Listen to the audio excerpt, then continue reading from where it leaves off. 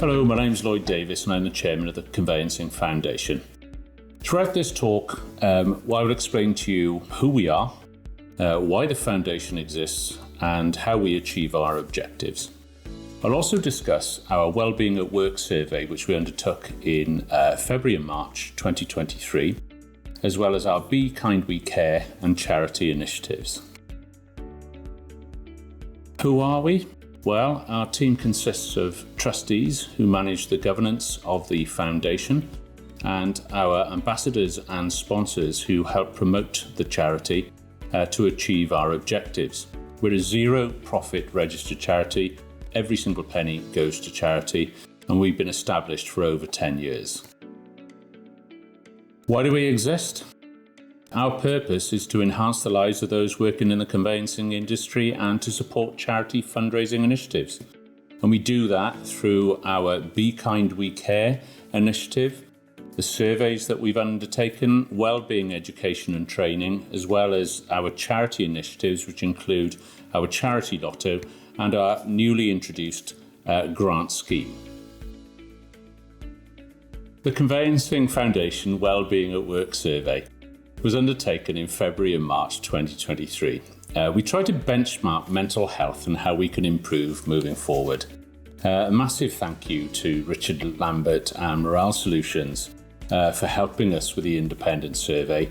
I have worked with Richard in the past through Convey Law, who's helped me with such similar surveys and trying to work out how we can take our business forward and in teasing out information from members of staff, which we did, I think, very effectively with the Wellbeing at Work survey. There were 26 questions covering wellbeing and mental health and what support was required, stress and how we can combat stress within the conveyancing industry, hybrid working, what's available to everyone and who is happiest in those working environments. And then we'd also asked about working relationships, both in the office and in industry, and how we can improve those relationships moving forward. So the whole concept of the survey was, how are we doing and how can we make things better? And I will now run you through those questions and our findings. The respondents then who took part in the survey generated over 500 responses from professionals across the property industry. It was conveyancing based, so 83% worked in legal firms or conveyancing practices, LCPs, 57% worked as conveyancers and 26% in other roles within legal practices. There was a lesser number in terms of estate agencies or auxiliary service providers such as mortgage lenders, etc., that took part in the survey. Only 4% were estate agents. So predominantly, the survey was undertaken by conveyancers. 75% of respondents were female conveyancers from a broad section across England and Wales, which I guess is the right sort of demographic with it being a female-dominated industry for conveyancing. We asked respondents to tell us about their mental health between the years of 2020 to 2023. I'm pleased to confirm that their mental health is currently the best that it has been for the past 3 years. They experienced a dip at the start of the pandemic in 2020, and unsurprisingly, the worst years were during 2021, during the very, very busy SDLT phase. They rebounded since in 2022, and in 2023, things are looking good. It was quite surprising, actually, that those aged 55 or above, probably industry leaders, actually didn't have such issues in 2020 to 22. During the very, very busy times, probably because their businesses were doing quite well throughout that period.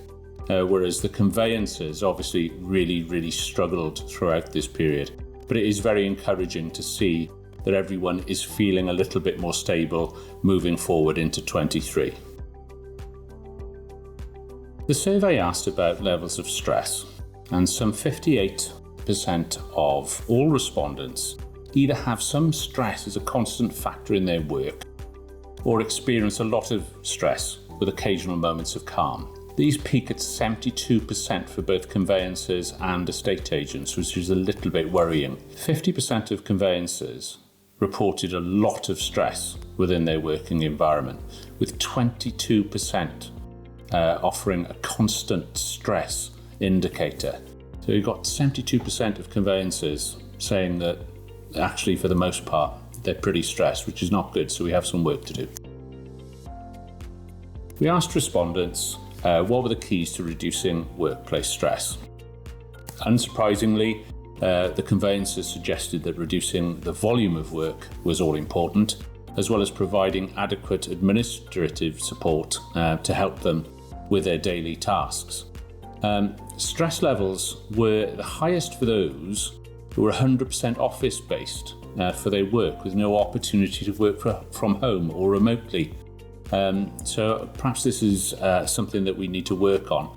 Stress levels as well for females were slightly higher at 60% to conveyancing males at 53%. One of our future surveys will now question capacities and ways of working so that we can actually provide some meaningful feedback into what capacities actually work for our conveyancers moving forward.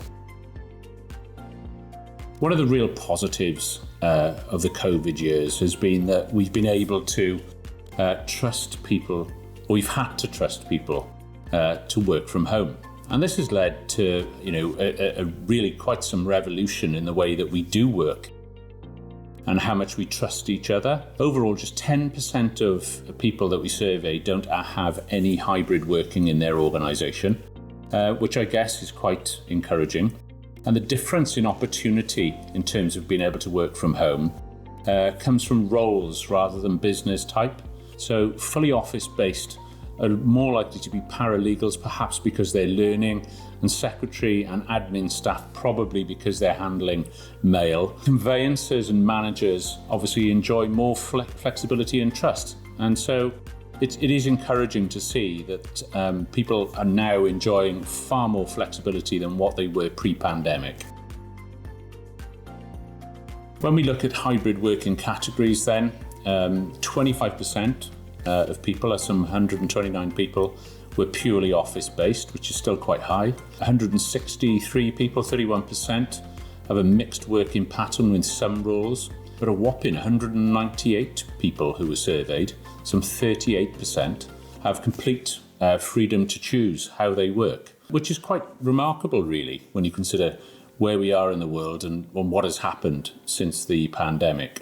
Also, those with freedom to choose where they work were 91% happy with their working options. So it very much looks like people want to be able to choose how they're working and where they're working from. Clearly, there's a lot for us to learn here. And very much we have to look at how we can measure those that are working from home so that we can manage them effectively. I'm pretty sure that those who do offer home working for their workers will sort of vindicate that actually the time that they don't spend travelling to and from work or nattering with other members of staff in the office actually makes them a little bit more productive. It also gives them a huge amount of flexibility, and I think that trust and responsibility that everyone feels within that sort of workspace clearly is working for some. We asked respondents what mental health, wellbeing, facilities and support they had at work, what's available and what do people use. Obviously, most people have support from their colleagues, and about half of the people that have that support use that support, which is unsurprising, I guess. Management support is available for most people, although obviously, the number of people that are comfortable in approaching senior managers is perhaps less than what it should be. HR support is obviously very prevalent as well within the conveyancing industry, with 76% having that available to them, but with only 16% using it. I guess that line management then comes into its form more effectively, with HR just being used when there are issues. External support and wellbeing assistance is only at 57%, with just 7% usage. Complementary counselling facilities then is available to over half of our respondents, but with only 10% usage. I'm pleased to say that this is the availability in Wales is a lot higher, nearly 90%, with 26% usage. Now, I think our survey may be skewed there slightly because we have had complementary counselling facilities at Convey Law for the best part of 5 years. And we have been very proactive in trying to make sure that everyone does use that in-house with a counsellor coming in one day every week throughout the whole of the year. Mental health first aiders then are available, 52%, which is good, but obviously the usage is quite low. So I don't know whether that's a good thing or a bad thing, but that's where we are in terms of what is available to everyone. So having looked at what mental health wellbeing facilities are available at work, we then asked, well, what do people want? And the overall winner was complementary counselling services at 30%. And that was universal across the country in all age groups. And I would thoroughly recommend that.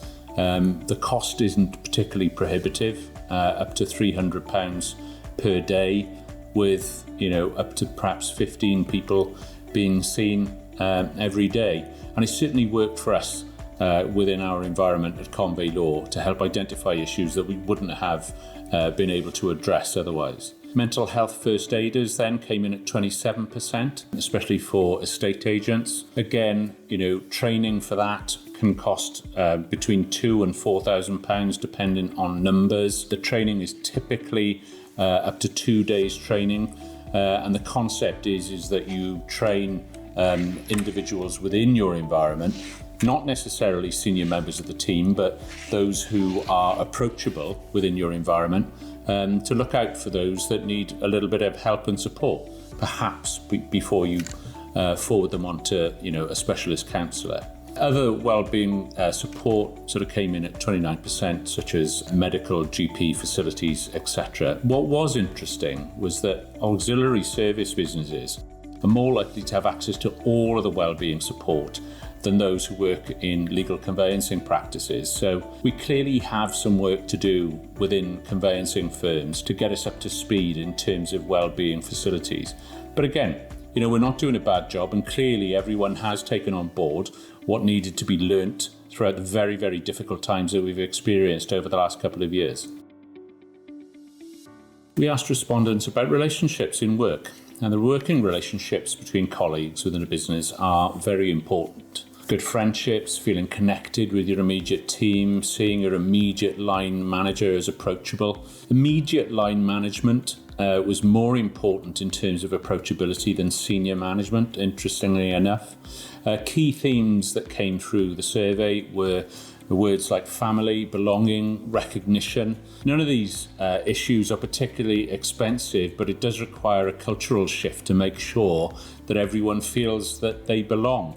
Recognition was very, very strong in terms of what individuals wanted from their workplace environment. So not expensive, but absolutely vital to make sure that you have that right culture within the working environment for your team.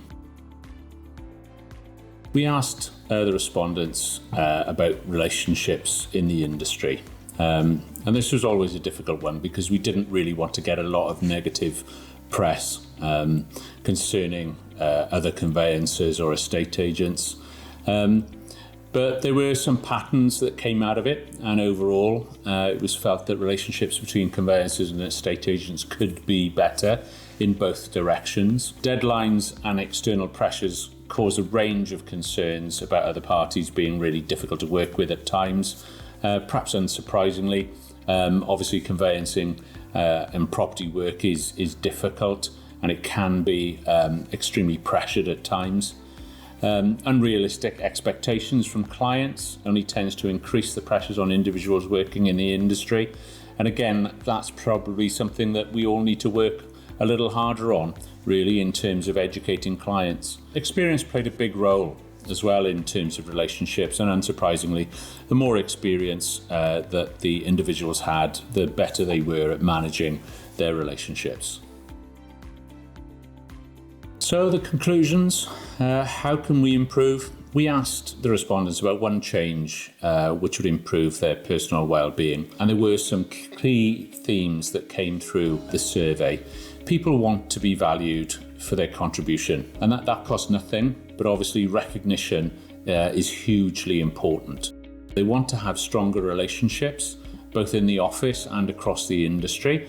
Again, not difficult to achieve, but requires some work from all parties. Most importantly, perhaps, was the need to reduce the stress and pressure of the workload by reducing the volume of work. We clearly have some work to do. Obviously, there were a lot of conveyancers who responded to the survey, and we clearly all have some work to do in terms of how we're managing capacities and caseloads, and that will be the focus now of the next Conveyancing Foundation survey. And also to come out of the survey was the ability to choose where we work.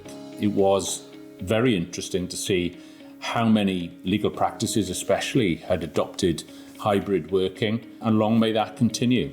So overall, volume of work, support, relationships all lead to job satisfaction.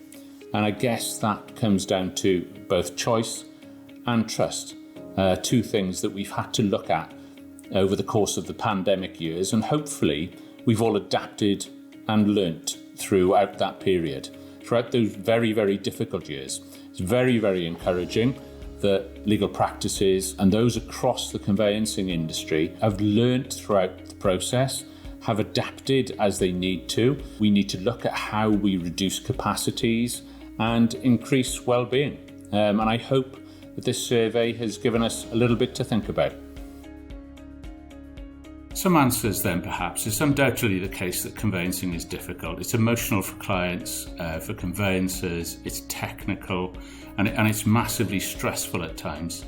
There's no doubt about it that conveyancing has changed. Certainly since I was practicing 15 years ago on the tools, it's changed enormously. And I think a lot of business owners, legal practice owners perhaps need to recognise that perhaps our conveyancers today can't do what they were doing 10 years ago, perhaps not even 5 years ago, perhaps not even pre-pandemic. They're under too much pressure. I think the overriding consensus out of the survey was that the majority of conveyancers believe that they're under pressure. It is a pressurised job because it is difficult for all of the reasons that I've stated, in terms of it being emotional, technical, stressful. There's a lot to organise, and all the stars have to align for all of our clients.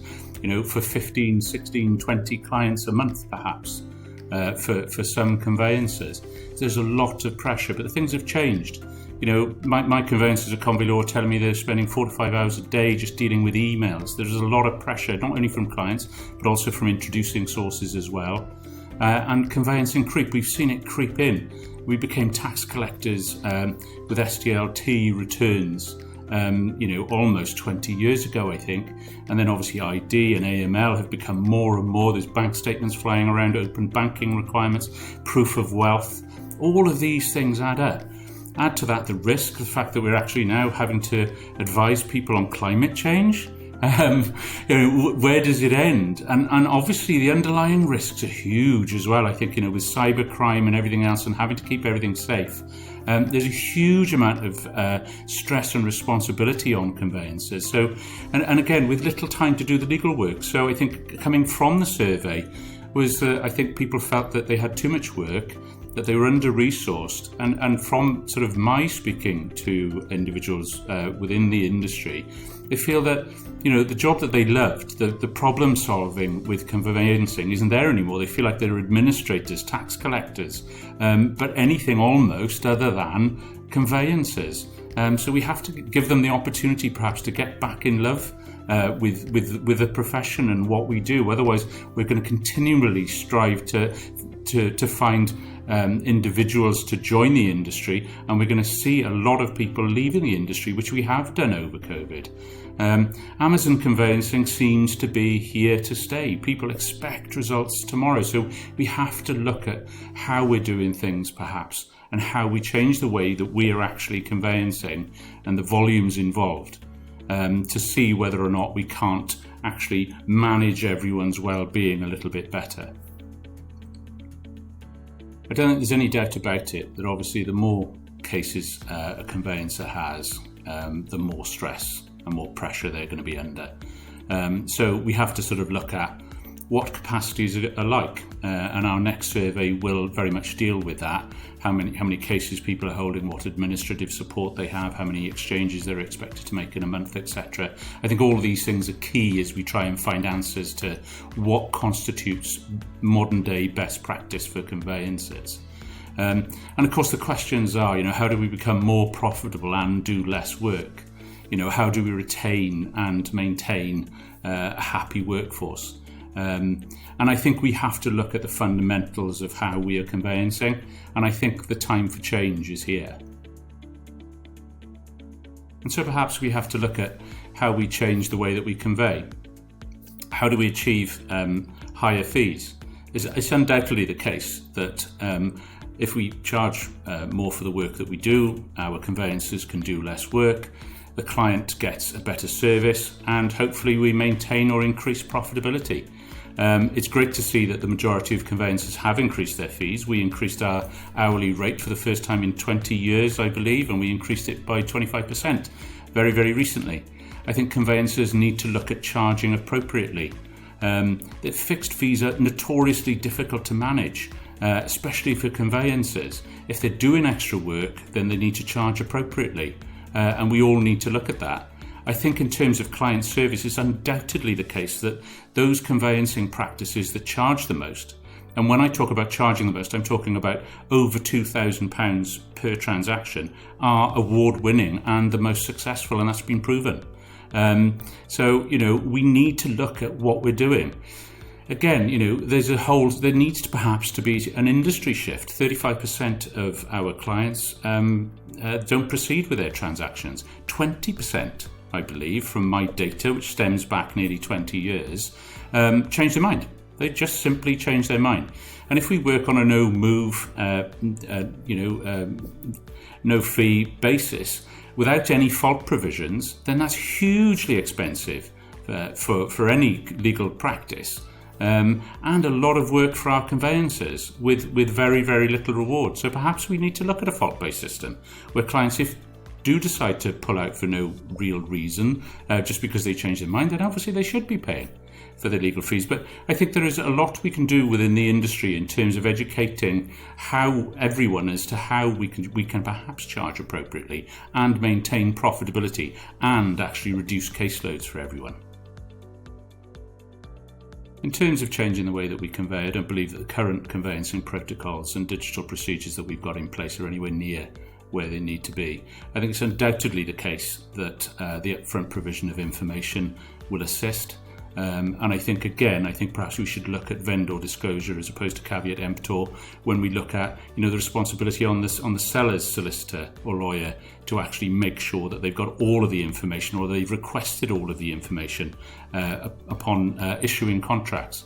And again, we don't need to perhaps have government intervention in that respect. I think we can ask our regulators to assist us. Why can't we insist that everyone actually make sure that they provide a proper contract with all supporting documentation and scrutinise the information before they send it out? It's undoubtedly the case that the stress in a conveyancing environment comes leading up to exchange of contracts. That's why everyone is saying that they are stressed most of the time in our survey. So if we can get the information quicker and more effectively up front, we shouldn't have the issues that happen just pre-exchange. So we have to look at how we manage the way that we convey and if we can change that process. Again, email exchange of contracts. The Law Society formula for exchange I don't think has changed since 1980, and we're still all telephoning each other. Electronic deed signatures. We know what the land registry parameters are for safe harbour.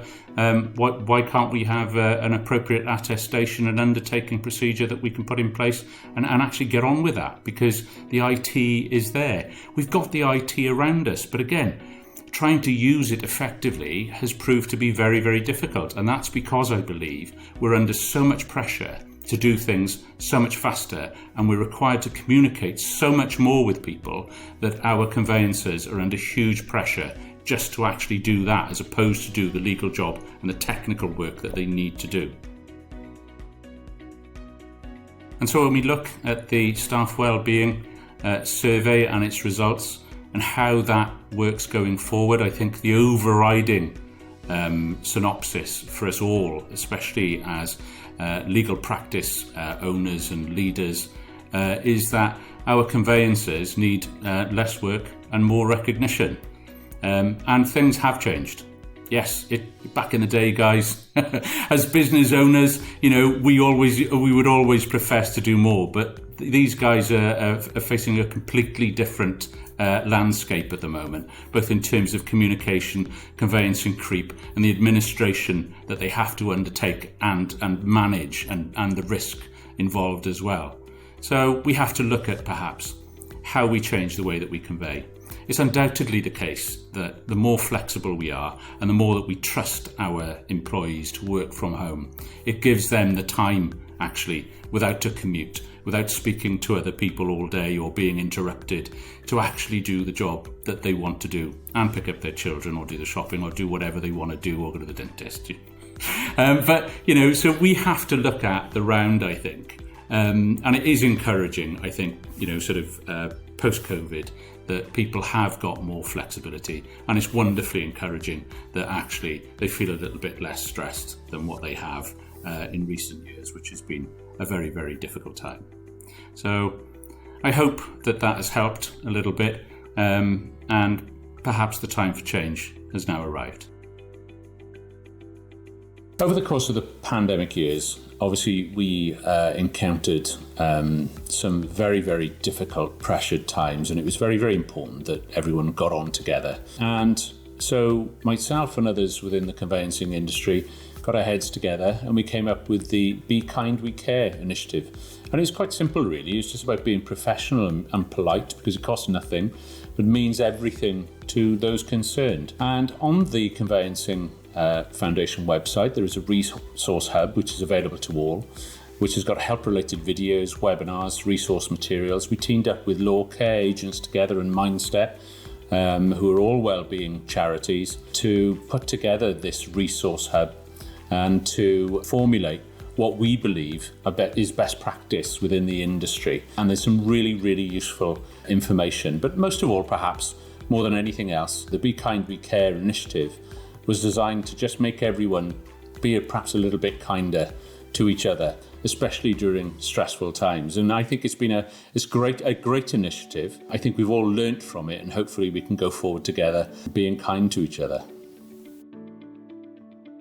The Conveyancing Foundation started off as a charity initiative, and we've ended up through the Conveyancing Foundation Charity Lotto predominantly raising £1 million for charity, working with some fantastic other legal practices who are named on the screen there. And the concept is very, very simple. And it is important, I think, that everyone realises that the Conveyancing Foundation is just a facility, a charity facility for raising money for the charities that you choose to support. We don't choose those charities. It's really, really important that you choose those charities because they're dear to your hearts. And I must say to you all that charity fundraising is very, very good for the soul. There follows a brief video about the charity lotto.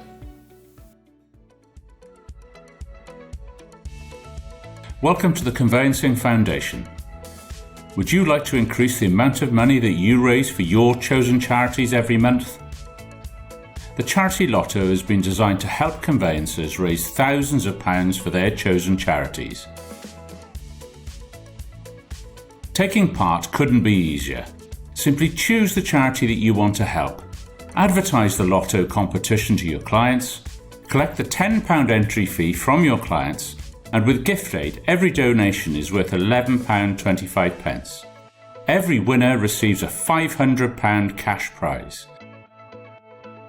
On average, 80% of clients take part in the competition. Your clients and your chosen charity will love it.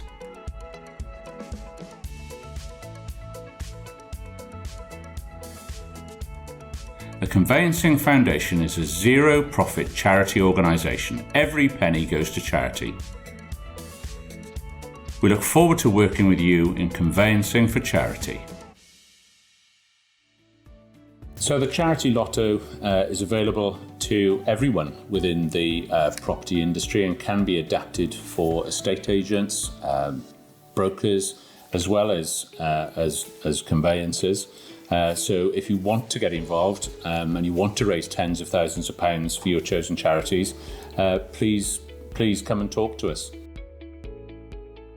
In 2023, we also put together the Charity Grant Scheme in association with our fantastic charity partners. The whole concept is that people taking part in events to raise funds for their chosen charities can approach the Conveyancing Foundation for a grant.